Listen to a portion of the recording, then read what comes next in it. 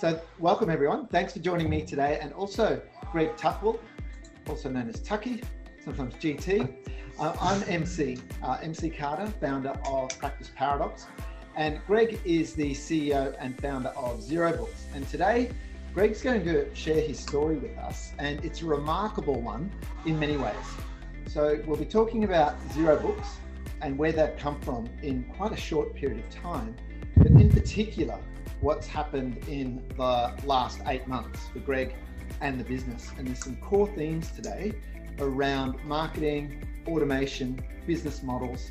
So no matter what sort of business you're in, whether you're in an accounting firm, business advisory, bookkeeping, or even just general small business, there will be takeaways on many levels. So don't hold back, ask as many questions as you like as we go through, and we'll get to them at the end.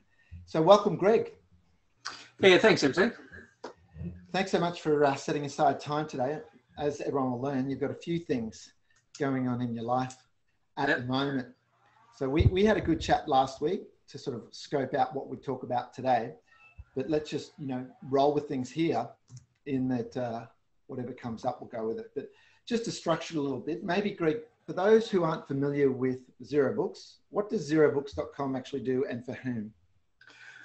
Basically what we're doing is providing a heap of back office services for accounting firms. So we're using technology, we're using outsourcing, we've got a team in the Philippines to try and create a more efficient back office and help accounting firms free up their time for what they want to do. Because being in the accounting practice ourselves, we see our staff doing a heap of just sorting out clients' crap, and when they should be there doing more important stuff like providing advice on tax and value adding and management reporting. So that's what we're about. That's what we work with. And to clear up the name Xero Books with a Z or a Z depending where you're from in the world. What's the link with Xero and what you do with Xero, the software? We only use Xero. So Xero Books originally came out of an accounting firm, which we were Xero Accounting Partner of the Year in 2013. And we went into this business model just so it's cloud-based, and we just like Xero. I think Xero is the leader in that field for a number of reasons. Right. Okay. So we're just 100% Xero focused. Okay, so you only work with Xero files, yep. And you're a Xero Platinum partner now. Correct. Yeah. Yep. Okay. And for those of you who don't know, Xero Platinum means how many Xero files? They just changed it. I can't remember if it's 500 or 1,000, but whatever it is, we're over both those figures. So yeah. Okay. Yeah. And so, when did you launch again? Basically, we officially launched 3 years ago. February 2014 is when we launched, and then from there we've grown to, I think we've got about 16 or 17 staff at the moment. 16 or 17 staff. And they're spread between Australia and the Philippines, you mentioned earlier. Yep. Yeah, all of our processing is done in the Philippines. All of our onboarding, client relationship stuff is done from our Australian base. Yeah, okay. Cool. And what triggered it? Because it's funny, I've just got to share this story with everyone because my wife Isabella laughs about it. We'd cross paths a little bit online, you and I, through, yep. Not talking about meeting my wife, in LinkedIn and on Twitter and stuff, but I never actually met you. And it was at a XeroCon dinner in 2013, and we shared a taxi from the hotel to the function. You're sitting in the front seat because I wanted you to pay. No, you're in the front. I was in the back with my wife, and I said, "Oh, so Greg, I haven't seen you much around, Xero circles of late. Are you doing much with Xero?" And I think I bruised my jaw later that night when you were announced Xero Partner of the Year. I thought, oh man, am I up to speed or not? Yeah, no, it was. We still have a laugh about that. And I think one of the reasons too is because we've worked with a lot of Xero firms from day one when we started 7.5 years ago, and hadn't at that point worked with you guys. But once you flick and this is kind of a little bit off script, but with Pool Group, you kind of was scoping out the whole cloud thing. And then once you decided to go 100% cloud and Xero, you made a lot happen in that year, didn't you? Yeah, we did. Both in the pool group and basically Zero Books as well. We 2013, it was actually there where I was starting to scope out the Zero Books model. And then we spent probably close to 5 or 6 months looking at it, setting it up. I attended Xerocon in the US to see if I think it would work there. And so it wouldn't at that time, but it certainly is now. So, we started Zero Books because, as I said before, looking around our office, we were inefficient. Our processes were inefficient. I had staff who were charging out anything up to like $250 an hour, just sitting there sorting out clients' crap, and that's all it can be described as. So I wanted to come up with a model that actually made it more efficient, that allowed us to take a lot of that processing out of the accounting practice, so that our guys could focus on the higher value stuff, which clients appreciate. It's strange. We found that clients don't appreciate how much time we spend sorting out what they give us. They think, oh, I've done it all, but in reality they haven't. And we spend so much time sorting it out. So we just wanted to change that model a bit. Hard to recover it. And on the flip side, would it be fair to say, because I know I observed this, a lot of traditional accounting firms were kind of struggling with that process of bringing their clients across to Xero, because there are technical aspects to that as well. So did you see much to help those accounting firms just have a solution where you guys could handle it for them? Well, that's why we set up Zero Books. So Zero Books isn't a sales funnel off the pool group. It's actually designed as a standalone business. And what we did is made sure we had a look at the opportunities overseas to make sure that what we offered was global and scalable. And the only way we could see doing that is making sure we had best use of technology, and also through the outsourcing, offshoring model as well. So what types of clients is Zero Books attracting at the moment? So touching on that, just mainly accounting firms. Yeah, we're focused on accounting firms. We provide a back office white labeled solution. So a couple of things we don't do is we actually don't go and talk to their clients direct unless the account specifically ask us. So we don't want to get into that situation where the client's not sure who they should be speaking to. We want to make sure that the partners we work with are seen as the advisors for their clients, and we'll just work in the background and provide the advice. The types of clients we're working for is anything from young guys who are starting out on their own and don't want to employ staff, so we're able to help them scale up, and big firms. We've got quite a couple of big firms, especially overseas, who want us to do all the back office stuff, and we'll talk about that later in the webinar. Okay, and to give people an insight, because you had this idea for Zero Books, and from day one you wanted to be global and scalable, so it affected your whole thinking around not just business model but technology and automation, which we'll touch on soon. But from where are the clients coming at the moment? Oh, gee whiz. We're currently working with partners and clients in 6 different countries. So doing a bit out of the UK, North America, Canada and the US, Hong Kong, Singapore and Australia. So they're coming from everywhere. At the moment, probably about 30 to 40% of our new business is coming from overseas. Okay, great. And by the way, Travis has just asked if I could increase the volume of my microphone, which I've just done. So Travis, let me know if that's all cool. So in terms of how are you attracting them, we'll talk about the marketing aspects in more detail, but generally, where are these new clients coming from? It's funny. Some of them are just not geographically, but how they're finding out about it. Yeah. Some are being referred to us. We've spent a lot of time doing road shows and attending Xerocon as an exhibitor, not last year, but the year before. We're getting clients who are getting referred to us by some of our partners we use, and some are just coming through Google. So I've had a couple of demos lately where people have just said, oh, we just read a chat room and somebody mentioned you, so I thought I wanted to check you out. And then they've come on board. So it's been good. Okay. So in terms of the Zero Books strategy, what's different about your business model?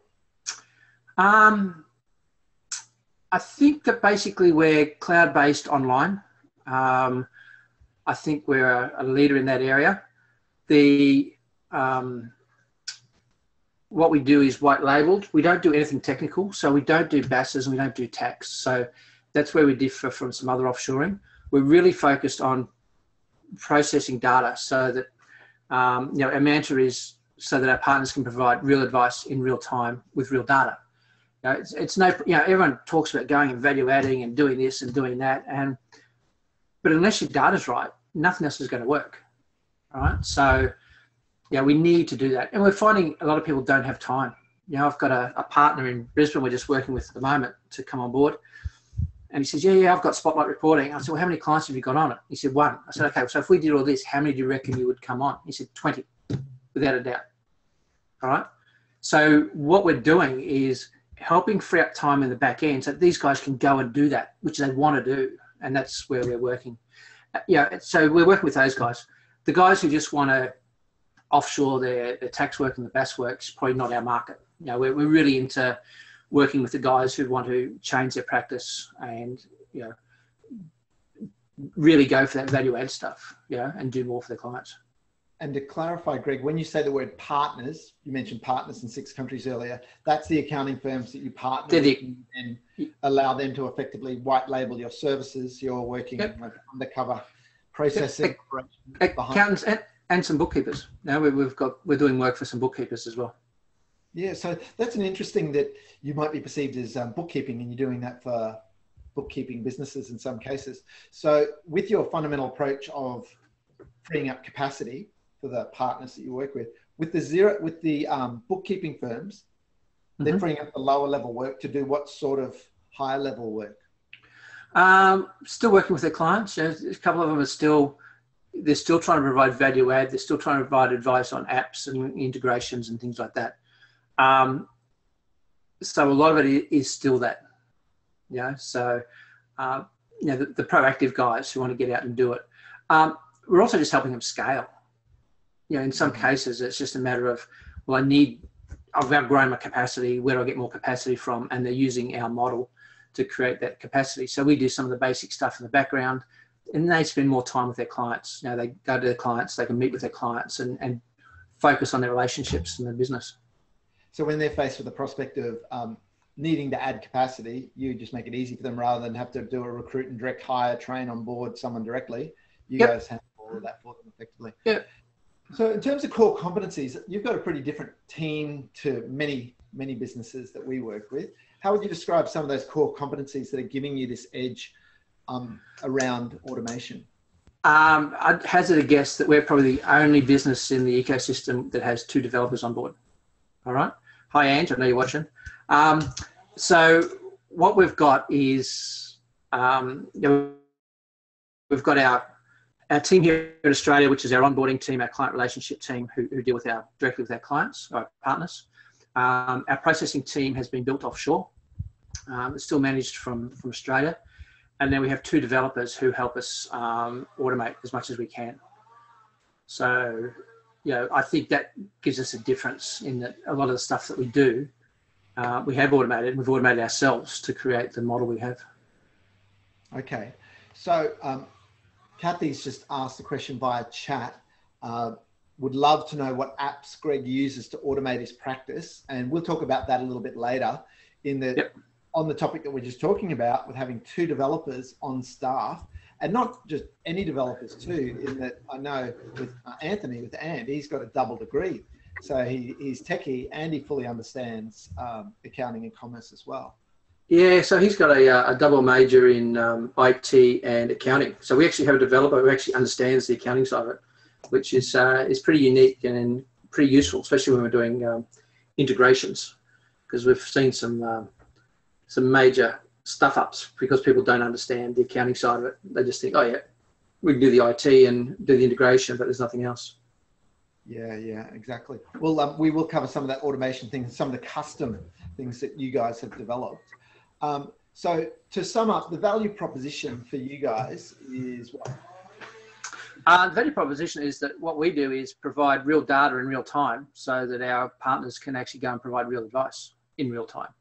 All right. Yeah. And after all, yeah, if you're going to go down that value add strategy, that's what our clients want. Yeah, they want it in real time. It's no point doing it a month later. It's out of date. People say, now, let's do it now. So yeah, we do the accounts payable, we do the bank recs at least twice a week. So any of our partners, if a client rings up, they know, as long as all of our queries have been answered, that the information is only going to be 3 or 4 days out of date, worst case scenario. Right. Okay, so your whole goal is to help advisory firms, whether they're accounting or bookkeeping, to be able to focus more on advisory and getting the data right and up to date in real time. You ensure that. Yeah, and we're actually helping some of these clients move along that. We've got a big UK client at the moment who's saying they want us to take up to about 300 of their clients, and basically what they want to do is, the way it works at the moment is the stuff comes in at the end of each quarter to do the VAT. So they're actually in the process of, basically we're helping do that by way of our rescue jobs each quarter. But what we want to do, or what they want to do, is move that onto monthly bookkeeping, and they want to use us to help do that because they can't find anyone else to do it on that level, in terms of taking on 300 clients. And around the automation side of things, I remember we started working with you when Xero Books was pre-launch. You basically had the name, you had the logo, you had a graphic sort of design of your website, but you were pretty much at day one, so to speak. Yep. And it took me a little while myself to get my head around the fact that you're not about bookkeeping, you're about automation and process improvement. And that's kind of like your different angle or flavor about what you're all about. Yeah, I suppose we're still classed as a bookkeeper, but yeah, I think the difference is our approach is different. We're not the traditional bookkeeper that'll go to the client, sit there, sort out his crap, and then upload it. It's we want to deal with partners and clients who are on board with the tech, that follow processes. Receipt Bank is a major part of what we use, and obviously Xero, and we want to make sure those processes work. We also automate a lot of other stuff in the background through our partner portal, and we'll come back to that later. And by the way, feel free later, if we've got time, Greg, to show an example of what someone might experience with your partner portal. Yep. We will talk more about that. Okay, so you blew me away when you explained this. So here's an example, and I know you're not going to call it the Xero Notes app. It's working title. You get in a lot of trouble if it was called that publicly. Yeah. But when you explained this to me, I thought, how cool is that? And this is an example of something that your developers have been able to code that adds value over the top of Xero. Yeah, so we've actually written a program so that any of our team, anywhere in the Philippines or Australia, opens up a Xero file, and our Xero notes, or our client notes, will appear on their other screen automatically. Xero keystrokes. It's just, as soon as you pick up that file, go in and we pick up, there's a file for MC or whatever, or myself, the client notes will come up straight away on the other screen. So our team aren't hunting for it. They're not looking for it. There's no excuse they can't look at it. And at the moment, we're actually in the process of building that out so that we can share that with our partners. So they can actually, one, have the same thing in their office, and two, they can add to the notes. So rather than sending us emails saying, oh, can you deal with this way or that way, it's a matter of just saying, well, just putting it in. So we're actually in the process of building that out at the moment. That's insanely efficient. So they open a Xero file without any further keystrokes. This record of the notes that have been made either by your team or the partner team are all right there. No need to wonder, did we store that in file notes? Is that in the CRM? Is it in the email thread? It's just right there. And you guys have that app to just make that happen. So the notes are stored in that app. They're not pulling the notes from anywhere else. No, they're stored in that app. Yeah. Okay. So in terms of your value proposition, you shared with me an example of a US firm that now only employs seniors and above, because anything beneath that, they're basically saying, well, we're not going to do that in-house, and they're just outsourcing it to Xero Books. And apart from the fact that they're saving money, the capacity that they've got, because you'll be handling 250 of their client Xero files, as I recall. Yeah, so these guys, they haven't achieved this yet. We're starting to do it. So we've done our trials with them, and the feedback is they're extremely happy with what we've done. So they're now saying, well, we now want you to do all our clients. I know the partner quite well. He came to Xerocon in Australia, and we spent some time together beforehand. And he blew me away actually, because I wasn't expecting it. He said, okay, so this is what we're going to do. We're going to give you all this, and I'm now only going to employ seniors and above who are able to provide the value add, and we want you to do all of the processing for us in-house or out of house. So we're in the process of doing that. They're in the middle of their busy tax season. So whilst we've got a number of clients, we'll start onboarding those a bit later on in a few months once their tax season finishes. And, as far as we're concerned at Paradox, that is the modern firm that is just focused entirely on communication with clients rather than calculation. Sure, that's got to be done well, got to be done up to date, real time. But clearly the purpose of that is to then have the conversations with the clients about, okay, what needs to change here? Yeah, that's right. And once again, if we've got the data, they can do the reports, they can provide real advice in real time. Now, an example of the automation in action, you mentioned WA, so West Australian firm, that there were 9 companies that they entered into the partner portal. So that's where the partner portal is, where people can go in and essentially say, I've got this client, they enter the specs, the zero file sort of thing, and they ask for a quote about what they want done. Yep. Yeah. Yep. So they then accepted 8 of those 9 that you guys essentially scoped and priced. And it was interesting that a bookkeeper who's a very switched on, successful bookkeeper, who's very prominent in the Xero circle, said, when you just happened to share that with her, wow, that would have taken us about 2 to 3 weeks to get through that. Yep. But overall, it only took 30 minutes of your time.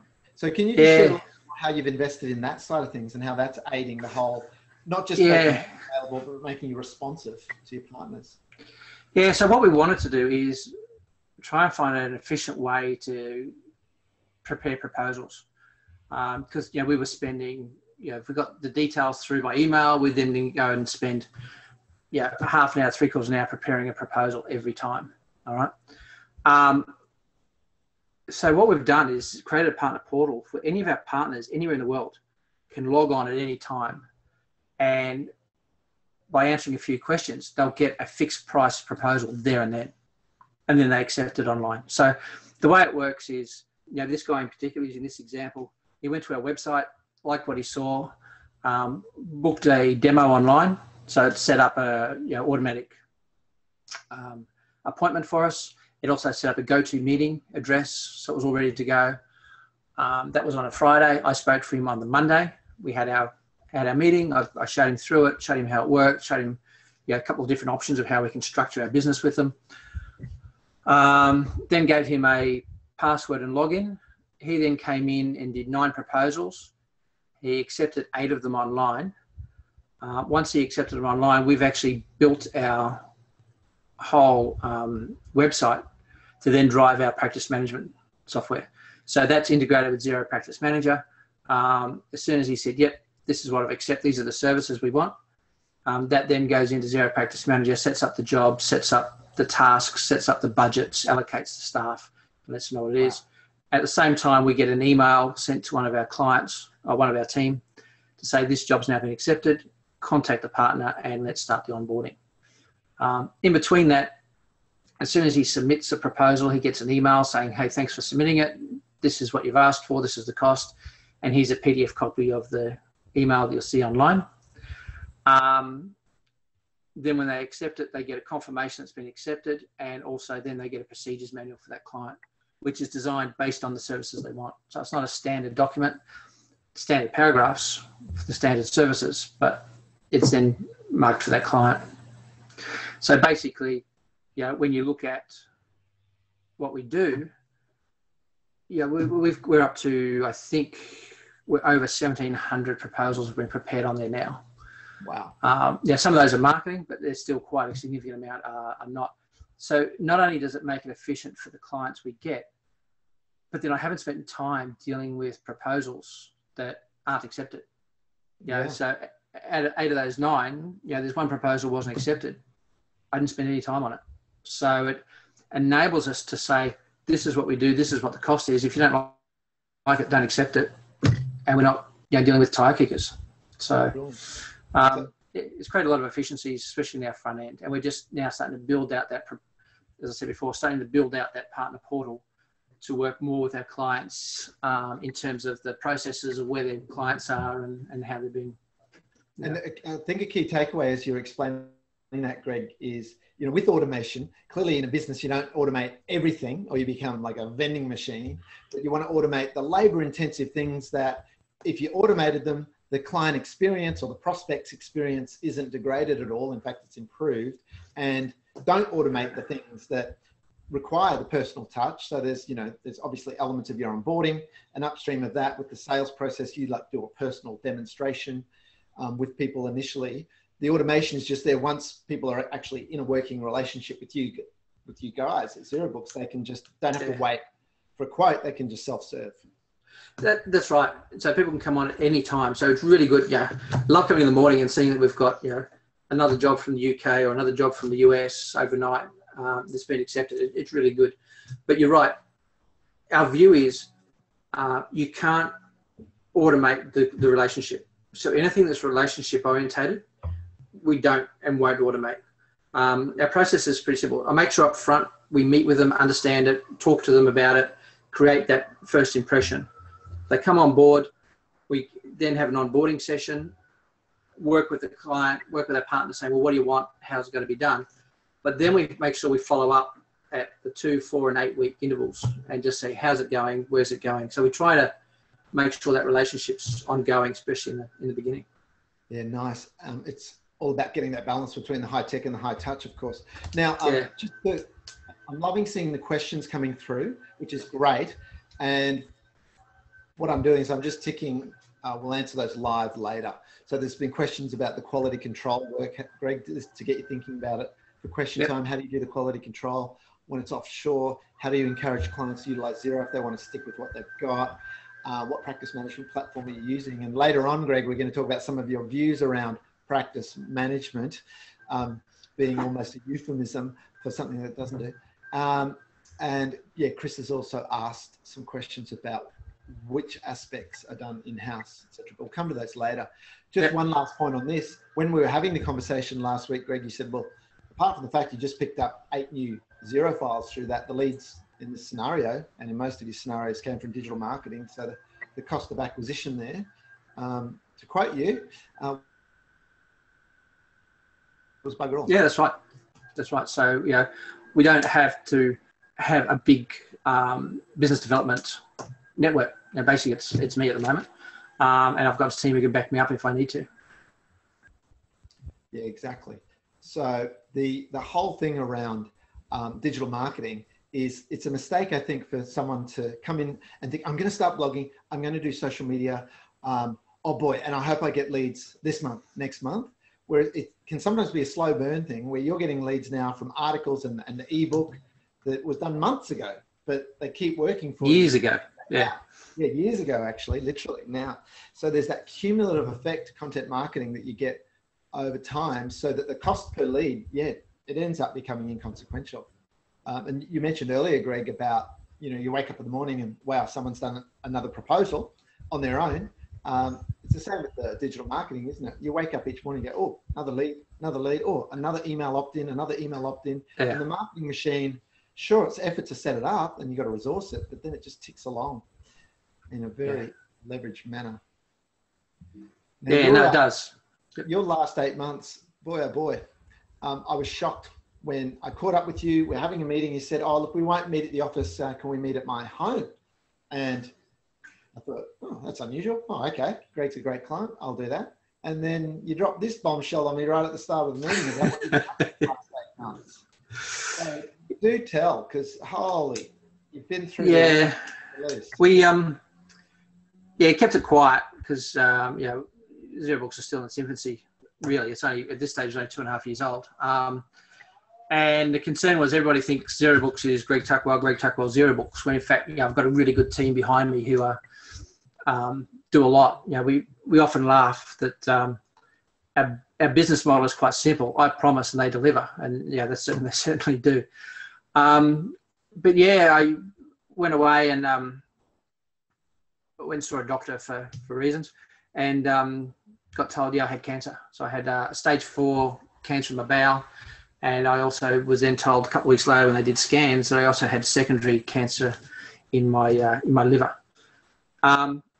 Thankfully, the chemo I've responded extremely well to chemo. And at the end of the chemo, they said that basically there was no hot spots left in my bowel, and there was only, out of the 8 segments of your liver, 6 were infected, but at the end of chemo, only 1 had active cancer in it.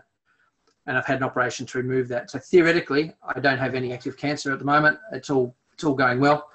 But there's still a bit of surgery just to clean up scar tissue and make sure there's no little cells running around that might create problems later on. So so it has been interesting. I went in and got a portacath to start with, and then I ended up in hospital with a golden staph infection from that. Happened to be in hospital the 3 weeks before Xerocon, and they said, "Oh, we'll let you out on a Wednesday." I said, "Well, no, you've got to let me out on the Tuesday because I'm actually meant to be on stage with Mel Power on the Wednesday, so I've got to go Tuesday night." So the infectious disease guy, Denard, and he let me out. That night I had chemo those days. It was meant to be Wednesday to Friday, so they made that Monday, Tuesday. So I was able to dock out on the Tuesday night, Wednesday morning, go down and do Xerocon, which was good. So it was quite interesting, and since then I've also had operations on the liver, and so it's been a fairly interesting 8 months. But as I said, I also haven't been in the office. I've been in the office 3 times now. I had to go in on Friday for a meeting, but other than that, I haven't been in the office, and it's really shown that, one, our systems work. I've got a great team there behind me, and I can do stuff from home. So I'm still doing stuff from home. I'm still doing demos, things like that. But it's good. If I need to go and lie down, I'll go and lie down. If I want to go down and do something, I'll just go and do it, and then just work in between. So it's been interesting. It's been enlightening, and it's certainly been something that tells me that I can now go and travel wherever I want and run a business without having to worry about it. So anyone who thinks they've had a lot on their plate over the last 8 months has got a different perspective now. Yeah. Boy, oh boy. Yeah, comments coming through here about people saying really admire your strength and intelligence. For me, it's just your attitude through this has just been remarkable. There's been no self-pity. It's just focused on. It's just, well, it is what it is. I mean, there's no point me going curling up in the corner in a fetal position and worrying about it. It's, I think I got some strength from an ex-brother-in-law who had it and survived, and another friend of mine who also had stage 4 bowel cancer, and they actually also found spots on his on his lungs. And we've spoken, and he said, it's been 8 years since my last operation, and he's all clear. So I was, cancer just sucks. But I think I've been lucky in that bowel cancer is relatively easy to operate on. And liver cancer, if we can get rid of it, liver will actually regenerate. So I'll actually get a new liver. Wow. Which would probably been good. This is probably the longest dry session I've had from alcohol since primary school. But I think we'll get through it. So that's all good. Remarkable. Now, despite all of this challenge, understatement, that you've had over the last 8 months, you mentioned that your November's monthly recurring revenue was up 50% on June's. Yeah, it's been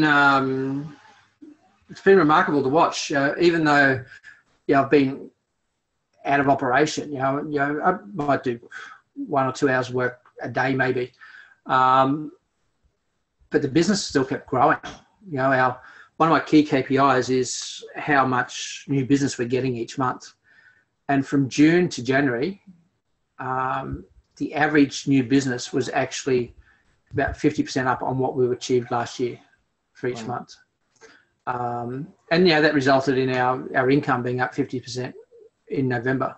So, it's been good to see the business can run by itself. And it's only because we put in place automation and delegation and processes that make it work.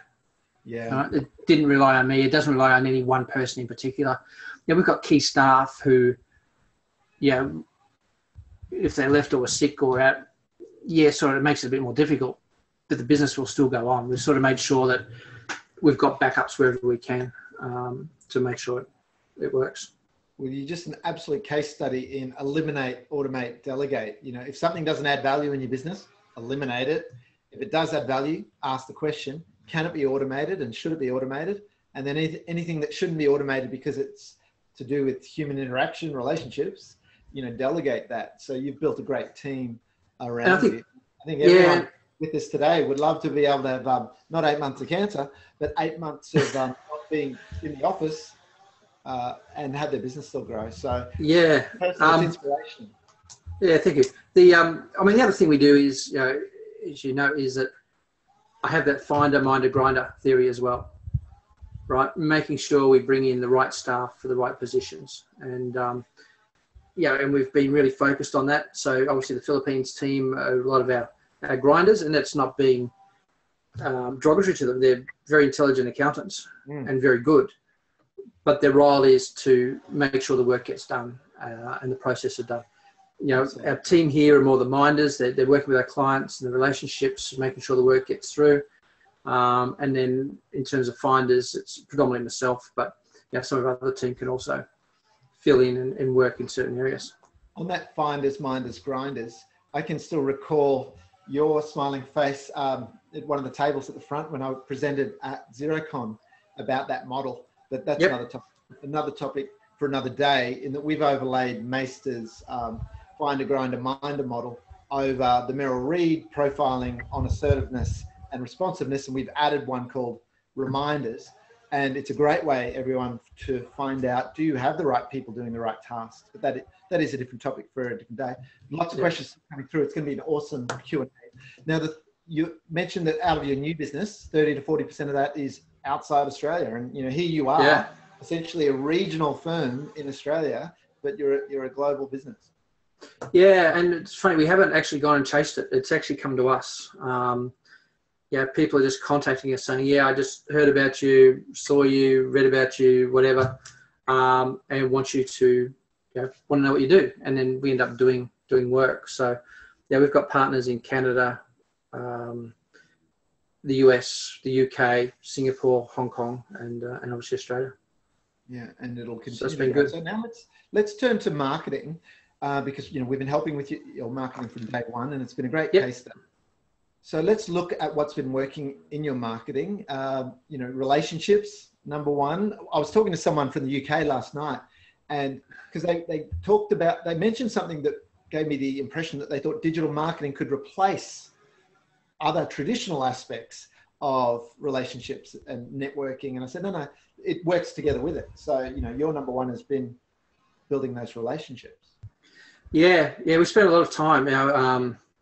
You know, first of all, the road shows in probably 2015. So we did basically every Australian roadshow bar about 3 that were on at the same time as other ones we were at. So I think I spent 3 days in the office during February, and the rest of the time I was predominantly on the road doing it. So, yeah, we built up relationships with, you know, accounting firms from there that we met. We've built up relationships with Xero, and we've built up relationships with some of the add-on partners that we work with closely. So relationships are key. So I think everyone just needs to keep that in mind. But let's now talk about the digital presence and the blogging in terms of what you've been doing on that side of things. Yeah, so from day one, we wanted to make sure we got blogs out and try to be seen as being maybe not necessarily the leader, but certainly, you know, across automation and bookkeeping. You know, we think, you know, automation and AI is going to affect our industry. There's no two ways about it. I mean, to take, for example, we were joking the other day that the way we're going and what's potentially in the pipeline for the UK, we could be the biggest bookkeeper in the UK and not have a physical presence there. I mean, if you think about that, wow, that's what our business is now becoming. It's becoming a global business, you know, not just our business, but our industry, right? And there's no reason we couldn't do that. We'll have a presence there from a relationship point of view, but the reality is these days you don't necessarily need to, you know, as long as you've got a presence, you can talk to people. And the thing is, we automate a lot, which means we're attracting the leaders in it, you know, who are the early adopters. All right. So we're not necessarily attracting the laggers, because the laggers, unless they want to start moving in there, aren't across it yet. So they're not comfortable with the technology and what we're doing. So our market is the guys who want to change, who want to do the value add and adopt technology, Yeah, So we try to, our blogging from day one was to talk about Xero, talk about, try and help people think about how they approach the add-ons, how they approach automation. Because we've customized a lot of our stuff internally, but there's still a number of add-ons you can actually select. And there's reasons we haven't, but we're probably a bit different to most businesses, I think. Yeah. In what we wanted to do. Oh, sorry, Greg. If anyone's not blogging yet, or they're blogging and not getting results, you mentioned to me that the blogging's driven a lot of traffic to the Xero Books website. And just to explain to everyone, that's overall the point of blogging is to attract targeted traffic, meaning people who are searching on really specific things. There was a question asked that we won't get a chance to go through it in a lot of detail today, but how do you deal with tire kickers? And I can tell you that traditional marketing, pay-per-click advertising will attract, broad SEO will attract people who are shopping around. Whereas when people Google and search on specific issues they're having and things they want to solve, they're less price sensitive because they've got a challenge, a task, a project, something they want to solve and get done, and price isn't at the top of their list. They just need that thing done. So that's the whole point of blogging. So you guys have been blogging from day one, haven't you? Yeah, I mean, the last 8 months probably fell a bit behind, but there's reasons for that, which but we're getting back in the saddle and we're starting to go out, and a lot of our blogs are now going to be focused on bookkeeping and automation, structures, that type of thing, to help accounting firms who want to go down that path, who are interested in making their business more efficient and using technology a bit more. So that goes out through our blogs, and then obviously through our newsletter, we refer people back to them. And a quick little techie question. It's okay if you don't know the answer because you've delegated this. What blogging platform are you using? Yeah, good question. I'd have to refer back to Ange on that. Maybe Ange could make a chat. WordPress. There we go. Yeah, WordPress. Yeah. And so Ange is actually one of our developers. Platform for blogging. When we do blogging for people as part of our blog article service, if you don't yet have a blog or a website, or you're about to redo it, we'll always build it in WordPress. The other platforms out there are just pale by comparison for the SEO friendliness, which means ability to rank well in Google. But we won't go down that techie rabbit hole right now. So you mentioned a lot of leads from people doing searches on the internet. So I put in quotes there for everyone: organic search, which is the techie marketing SEO term for they discovered you because they searched. Yeah, we get a lot of that. I often ask, how did you come by us? And they just said, some people say, oh, we just searched for you. We just saw you through Google or whatever, and that's how they found us. Yeah. So the digital side is quite important for us. And you've been strong Twitter user. That's your primary platform. You don't use LinkedIn that much, really, and you don't use Facebook because that's not where your market is. Yeah, I think Facebook's more the end user, more personal. I use Facebook for that's my personal space. I don't use it for business. We do have a Facebook page, but it's really doesn't say too much. LinkedIn, I do publish some blogs through there, and we do get interaction from it. But Twitter is the one where we engage. I mean, we can, we use Hootsuite to set up a lot of basic tweets with our blogs going out, and then obviously I jump on personally and give people like Matt Sharwood a hard time and things like that. Yeah, it's Hi, Matt. The banter goes on in Twitter, doesn't it? Now, oh, it does, and it builds this relationship. We have a Twitter handle we use about it's all about the view.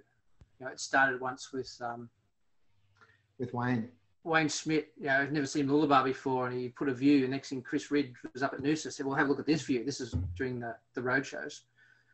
And then from then on, we've started doing it. I like photography, so I like all that sort of stuff. So we occasionally take photos of somewhere and say, "Hey, how's your view today?" And all of a sudden, you're getting 10, 12 people making comments and sending photos of where they're at. It's just something different, builds relationships and something to talk about. And it's authentic. It's what you're interested in. You're not doing it as any technique or anything. You're just actually having a bit of fun. Yeah, and give somebody a hard time if you're somewhere nice. We do that at our masterclasses as well, I've noticed. Yeah, yeah. Now, we'll just keep going because I want to get to Q&A. So Yep. other things working in your marketing, email newsletter. So Yep. you sent me some interesting texts recently about the most recent edition that we do the email newsletter for you as part of our email newsletter service. So you had your best ever open rate. Yep. And it's been growing every month. You know, from day dot, the number of people who are added to our list and the open rates have always increased. You know, So I was just going to say, I was talking to someone just yesterday, and where were they based? And they were unconvinced of email. You don't bother with email. No one opens their emails. I said, well, they won't open them if they're not any good. But if the subject line's good and the content's good, it's crucial to do email to let people know about your great content and this, have links through for them to read the full article. So if you're not doing a monthly email newsletter, everyone, put that down as a to-do, because don't take it for granted that your clients and people in your marketing database are going to discover your blog post. Just tell them about them. So you've been consistently doing that email newsletter pretty much from the start as well, haven't you? Yeah. Once again, last 8 months it sort of fell by the wayside a bit, but we're back in the saddle, and we do that, and all our blogs are on our website. So if anybody clicks through, they're straight away creating traffic to our website, which has been good as well. I'll just bring that up and show everyone later. And you did a recent article about the challenges around outsourcing, because you've experienced it firsthand, having built a team in Australia and offshore, and you've picked up a whole bunch of other opportunities to blog on other people's sites. So your digital presence, your footprint continues to grow because of your blogging. Yeah, there was actually two. There was one about the cancer-proofing your business, which obviously starts talking about my journey, and we're going to do more blogs on that, and making sure they structure it right. And then, the one on 5 reasons why outsourced teams can actually create more of a problem than they solve. Because we're seeing a number of people who are trying to do it and just absolutely stuffing it up. We've had the example is one guy had 6 people overseas.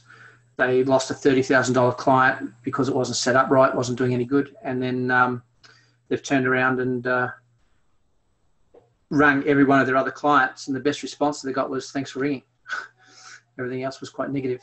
So, it's important that it's set up right if you're going to do it. And we've made mistakes, but I think we've now got it pretty well nutted out.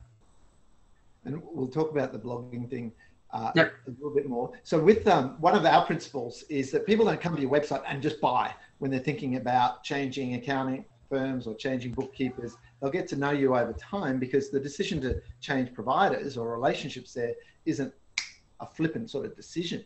So the conveyor belt principle is people do a series of little steps just to fill everyone in before they inquire. So a typical lead generation conveyor belt for you, Greg, you said, is people might discover you on Twitter or do a Google search. They'll come to your website, Yep.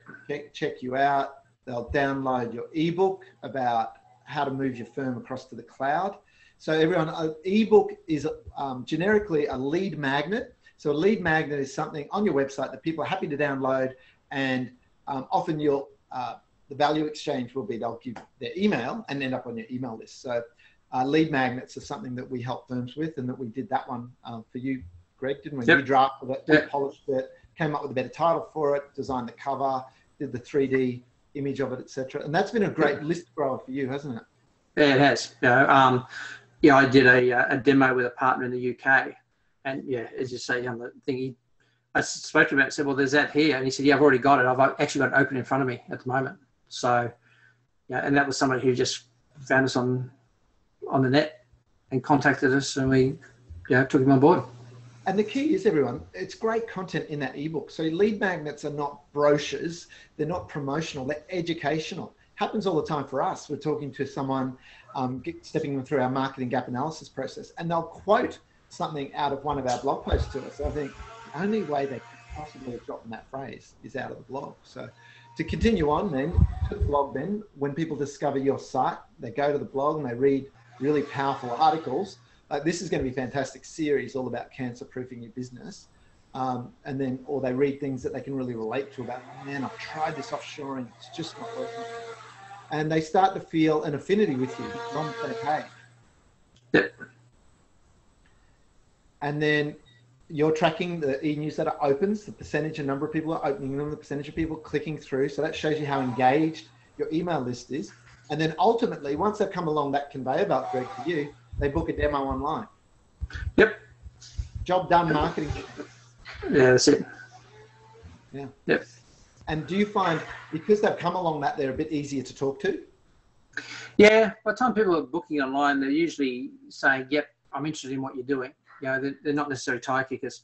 Yeah, we found from Xerocon, we had a lot of inquiry, but the quality probably wasn't what I want. You know, most people were just tire kicking. That's fine. I mean, at first you think they're tire kicking, but yeah, we've had people, you know, we've had somebody recently, a bookkeeper, who 2 years ago, we did demos, and they're just coming on board now. They're saying, yeah, now I need your help. Yeah.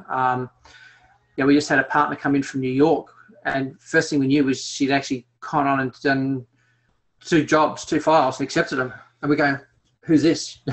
And then to go back and found out it was somebody I'd spoken to like 4 or 5 months earlier before they come on board.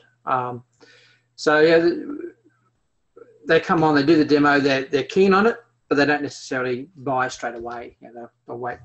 Sometimes they'll wait a month or 2. Whereas the WA guy was straight into it. So in terms of your sales process, Greg, being a business dealing with prospects from all over the globe, do you want to talk us through your typical sales process that I'll just bring up on screen? Yeah, the typical sales process is pretty much what you said before. They come on, they'll have a look at us first, then I'll book the demo. I'll then spend time with them doing a demo, going through how our processes work, and you know, the options that there are. You know, we've got various options that we can deal with. There's the client only, there's, you know, contracted hours, there's contracted for, you know, number of clients, and then, you know, their own full-time staff member who's part of our team but works specifically for one client. So we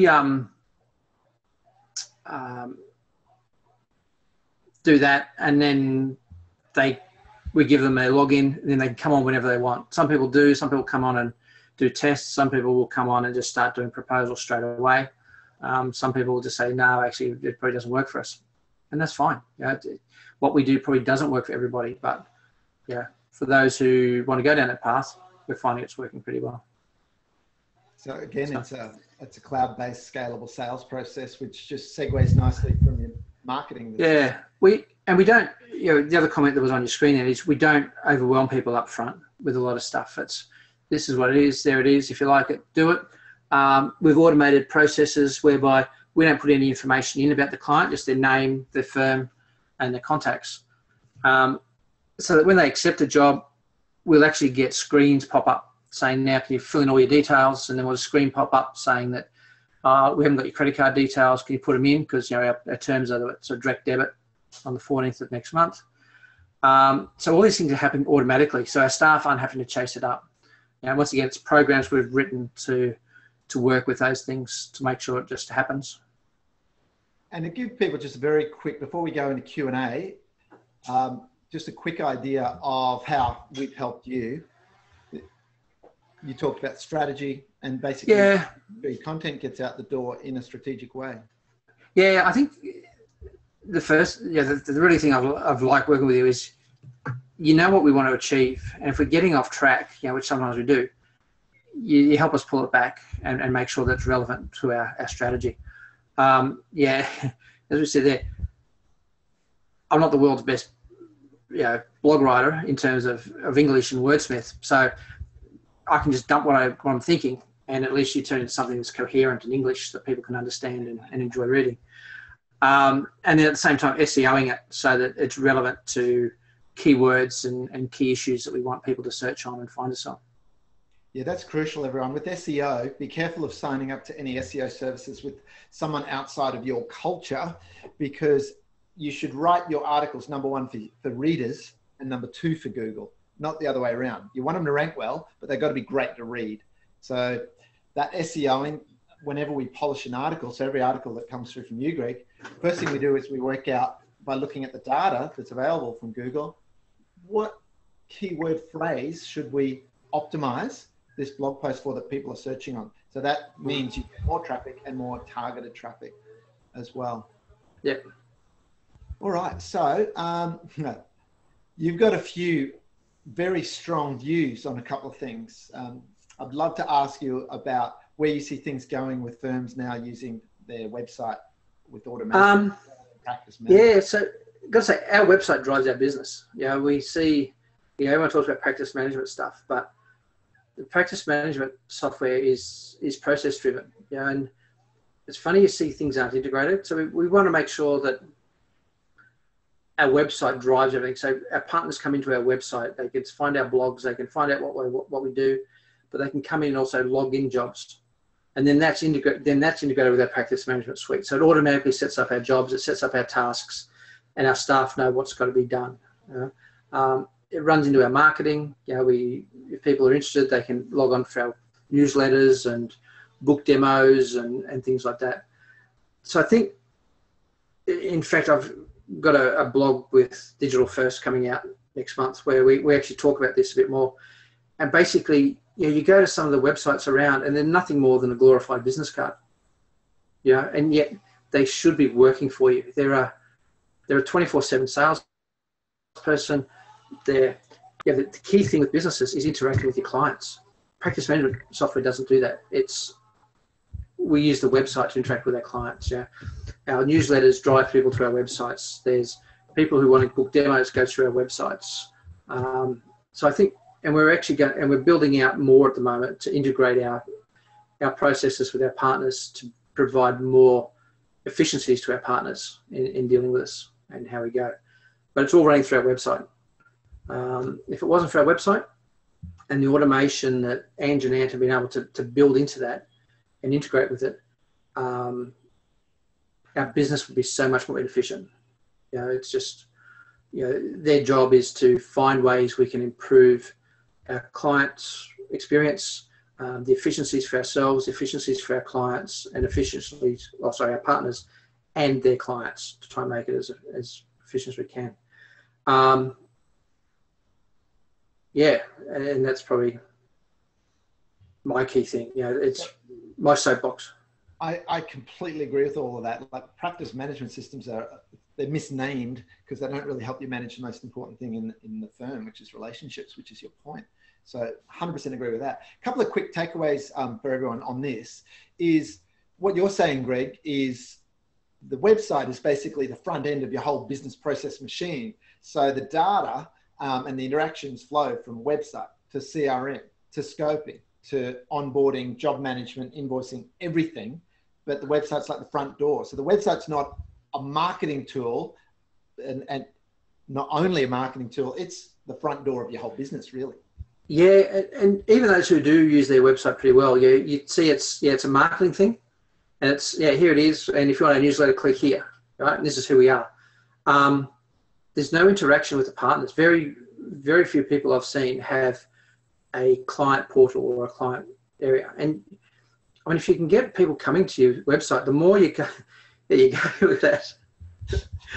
I don't know what Ed's on about it. I had to share this, but just before we talk to this one, Greg, I just want to point out to everyone, even though you've developed a really strong core competence by having Ange and Ant with developer skills within the firm, you can still get that data flow from website to CRM, to scoping, to engaging and onboarding through the other apps. And we advise firms around that every day of the week. So there are app ecosystems off the shop that you can achieve it. You've just gone up another gear or two to have a highly customized automation.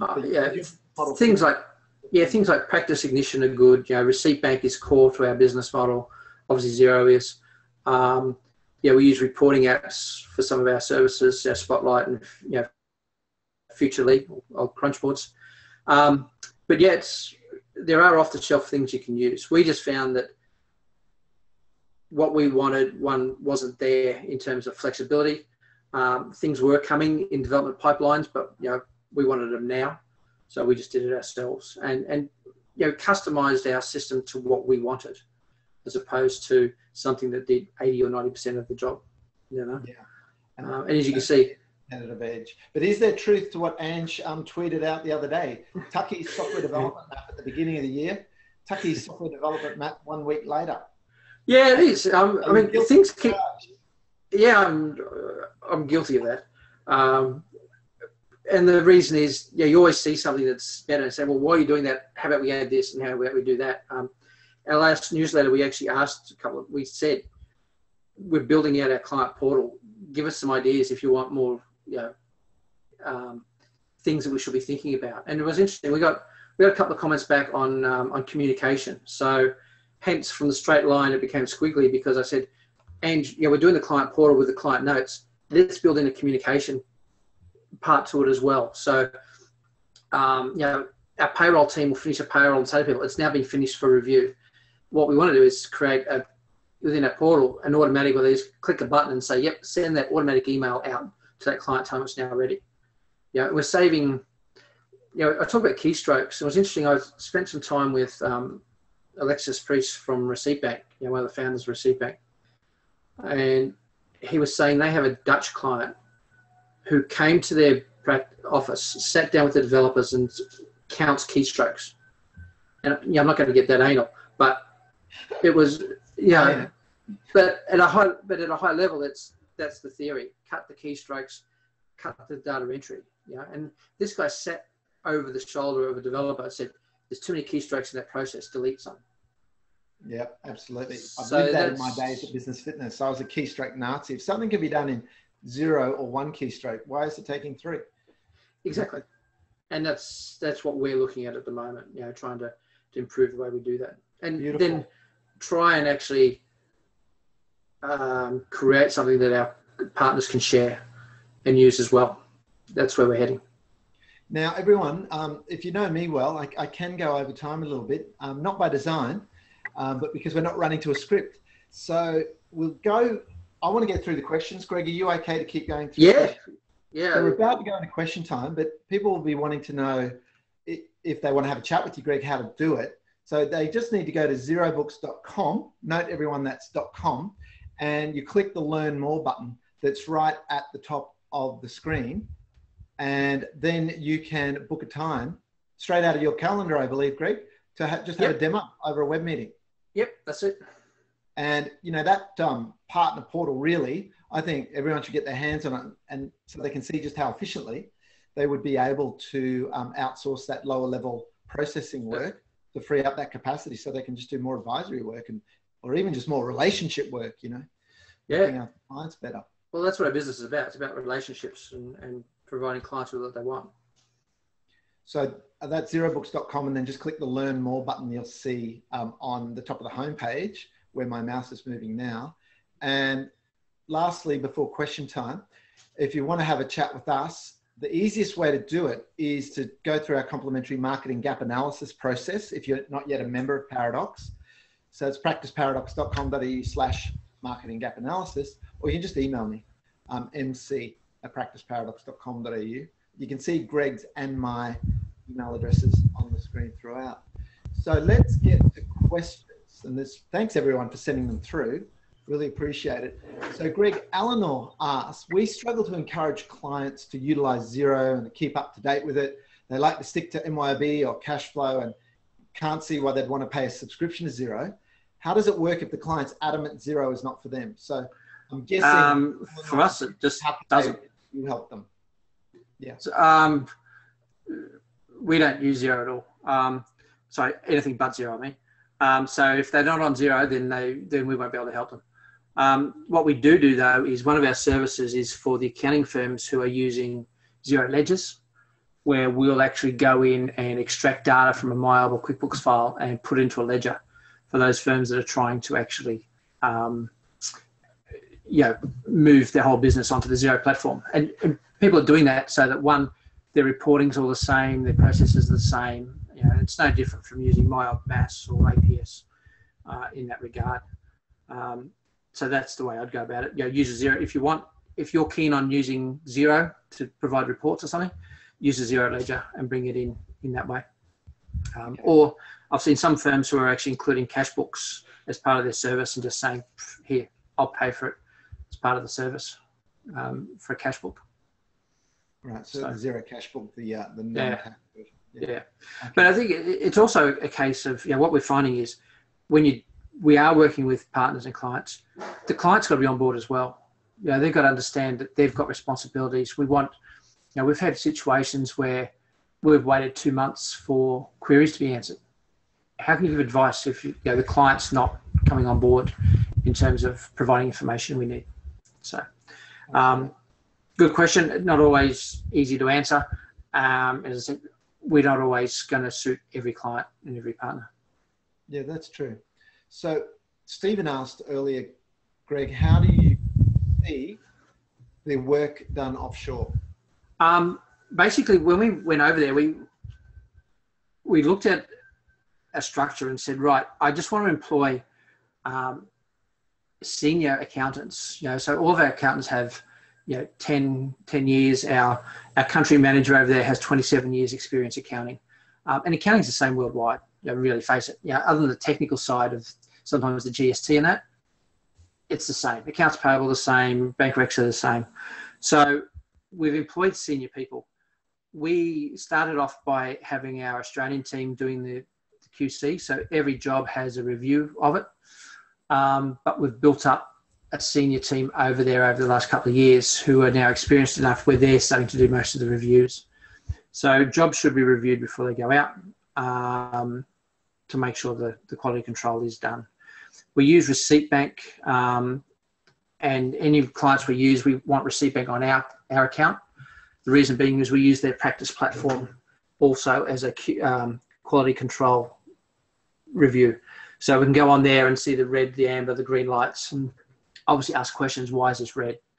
9 times out of 10, we're still waiting on queries to be answered, but it makes sure that all our clients, whether they're our clients, our partners in the UK, partners in the US, partners in Australia, are all on there, so our team can just look at one screen rather than going in and out of different Xero books or different Receipt Bank accounts. That makes a lot of sense. Yeah. So Greg, Chris asked, does Xero Books do all the work in-house, or do they also use subcontractors? So on this topic, and does each of Xero Books clients, the accountants, that's partners, have their own account manager with Xero Books? Yeah. So Chris, the way we work and the way we're structured is we use a BPO in Angeles in the Philippines. Basically, they look after HR for us. They provide office space and they look after the IT side of it for us. So what we do is we just say, I need an accountant with such and such experience. Send them to me. So they'll actually send us 3 or 4 candidates that they believe are suitable, and we'll actually interview them ourselves. And then once they come on board, we make sure they're Xero certified, we do their training, and our team will mentor them as they go. It's got to the stage now where I've actually handed over the employment of our staff to our Philippines country manager and to IC. And what we're finding is we're actually getting a lot better quality staff members than what I was doing. So yeah, it's always hard to do something on Skype, do an interview on Skype. So they're there, I just say to them, here's 3 potential candidates. Make sure you think that they're competent in what they say they can do in terms of accounting, and make sure they're a good fit for our team. And it's been good where people they've actually said, this guy's really good, but we actually don't think he'll fit in our team. And it's meant our team's been cohesive, work together, they feed off each other, support each other, and have gone through the process of making sure they fit, which has been good. Yeah. I think there's a second part to that question. It's disappeared off my list. So. Oh, that's cool. It was about whether they get a dedicated account manager with Xero Books. Yes. So each, and depends on the structure, but each of our partners will have an account manager here in Australia. So we've got 2 or 3 of those. So they'll deal with them there. For our larger clients who want their own staff members, we'll let them deal directly with this team member over there and take out the middleman because it becomes inefficient. What that does is allows them to deal with the person, but we're still there. We'll still train them. We'll still manage them. We'll still make sure their tasks are done. And we'll be mentoring them so they're not sitting there by themselves, which, when you get a freelancer model, that's what happens. So hiring freelancers can be a bit random and unreliable. Yeah, exactly. Yeah, okay. It's a bit of a... Greg, Eleanor asked a related question about clients and their bookkeeping. She says, we struggle to get clients to pass over their bookkeeping as they consider they can do it themselves and save the cost of us doing it. How do you address a client who thinks this way? Move on. I think, move on. Okay, yeah, as I said, the client's got to be on board with it. The clients always think, and always have, 30 years of doing this, they always think that they've entered in MYOB, so it's all good, so it's there for us. And that's where the problems create. We in the pool group started to go out and say, right, well, we'll put you on Xero, and if you want, we can actually do the bookkeeping for you, and there's your tax return. And it's interesting how much they do not value that work you do behind. Because what happened is we said, well, there's your Xero subscription. This is how much we're going to pay you for your, charge you for your bookkeeping, which is fixed price. And by the way, there's your tax quote, which is the same as what you paid last year. And we had quite a high level of acceptance, and nobody questioned the fact that we were charging more for predominantly what we were doing already. So it was a great value add. And we've got examples where clients spent, we were having 25% write-offs on certain clients, which happened to be friends or partners, so you couldn't sack them.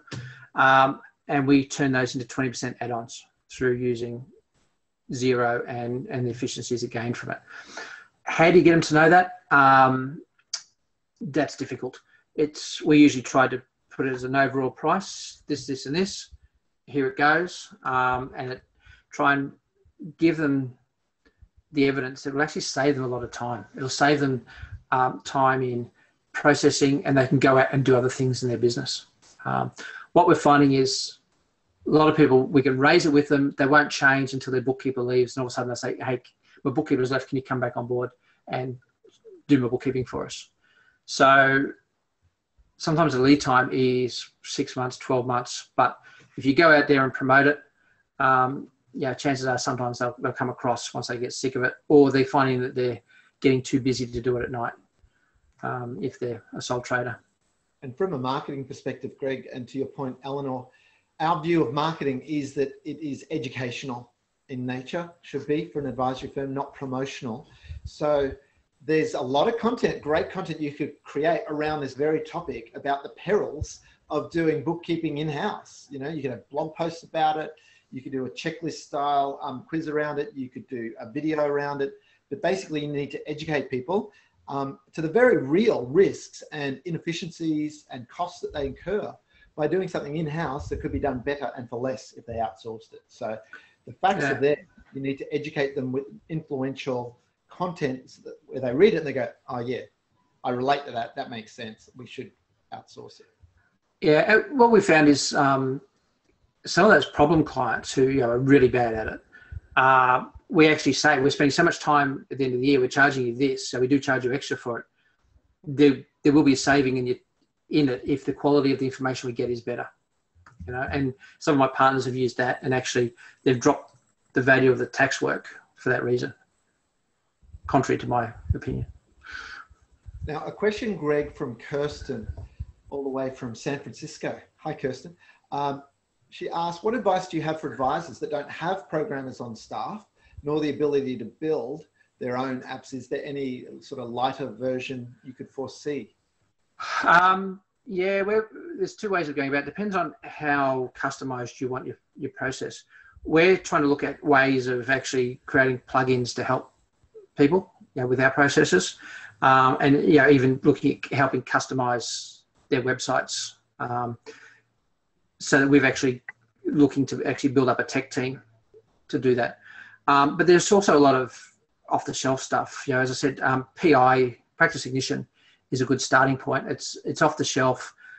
It does proposals. It'll redo engagement letters at the end of the year, and you can do your pricing. We found that what we wanted for us, and we're probably a bit different to most people, is that we wanted more flexibility. We wanted more details, ask questions, customize the proposal more than what that did. But in saying that, a lot of accounting practice are using PI and love it. And that would be a lighter option to start with. and then build it up from there. Yeah, it's a very powerful tool. I think Kirsten's would be across PI with Practice Ignition. But I think, with the development side of things, if you don't, the slide earlier when I talked to that I talked about core competences. So core competences are things that you have in-house that are skills that truly differentiate you. If you don't have that in-house, don't go anywhere near it. Use what's available off the shelf. Don't try to dabble, don't dabble. We've got Ant and Ange each with IT degrees and double degrees, etc. You guys at ZeroBooks just have a distinct core competence in that area, which is distinctive. So my advice, Kirsten, is just build the optimal app ecosystem with the best-in-class apps, and where they don't integrate natively, build integrations with tools like Zapier to get data flows and triggers and automations. It's amazing what can be achieved in Zapier. And we're actually also happy to help. Our guys have go to all the developer days and are right in with Xero. So, we understand how the APIs work and then how to match them. So, we can always help in that way as well. Yeah, it's interesting that your business model might move more into helping people with some custom work there.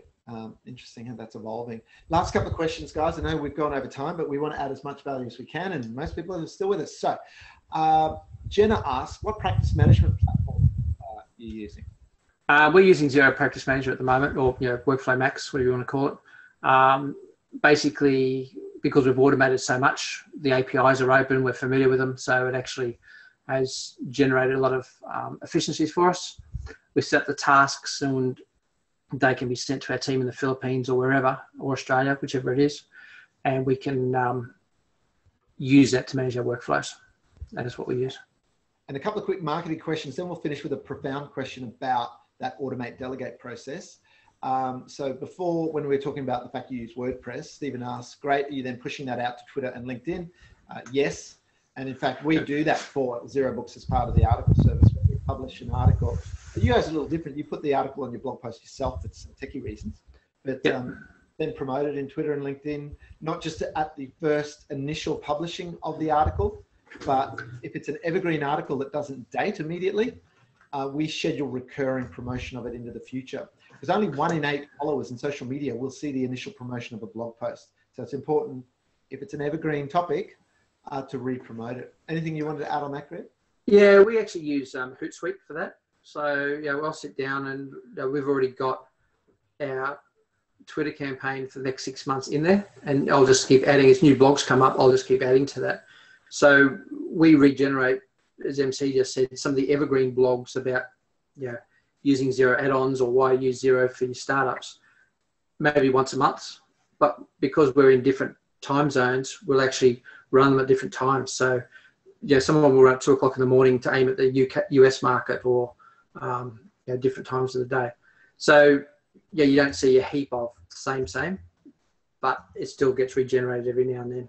Yeah, exactly. We don't re-promote things any more than about 7 weeks apart. So then it stays fresh and doesn't look repetitive out there. Now, Stephen asked, do you guys use any AdWords or pay-per-click generally? No, at the moment we don't. We've looked at it, we've thought about it, but at the moment the answer is no.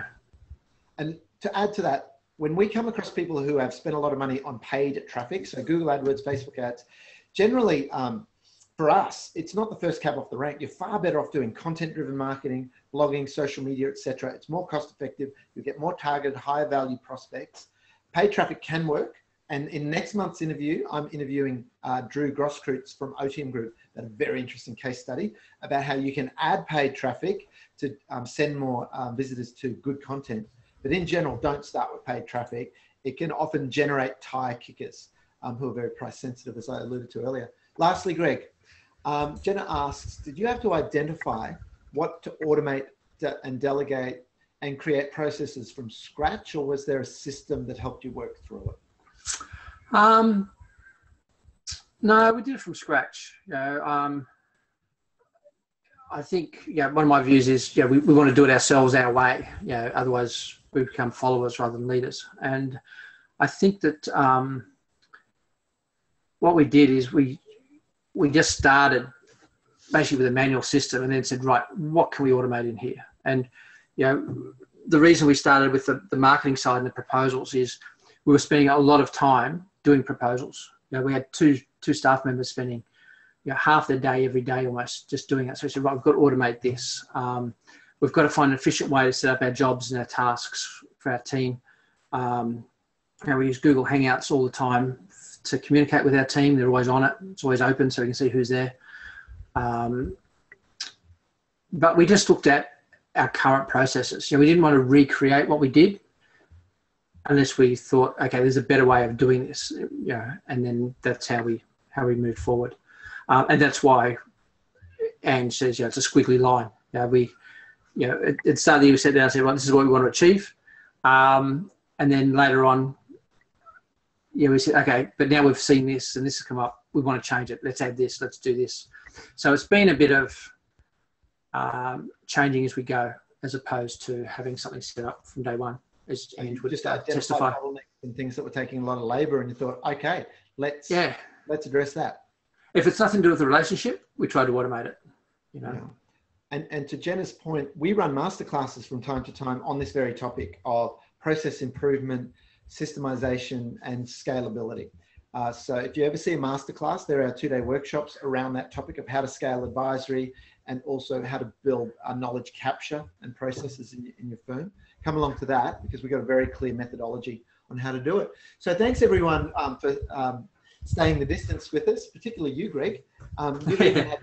You had some chemo earlier today. I got a text message, everyone, from Greg this morning going, yeah, just having some chemo. I should be okay to log in 15 minutes before the webinar. And I went, wow, that's a quotable quote. So thank you so much for your time and generosity. Pleasure. Greg, really wonderful sharing. And I think everyone has benefited from that. Thanks everyone for my pleasure. Thank you. Today, the recording for this is going to be on our YouTube channel. If you're not yet a subscriber to our YouTube channel, highly recommend you do. Just go to youtube.com/Practice Paradox. Click the little red subscribe button out to the right, because we put all of our public webinars, not our members only webinars, they're in our portal just for members, but we put them all in here.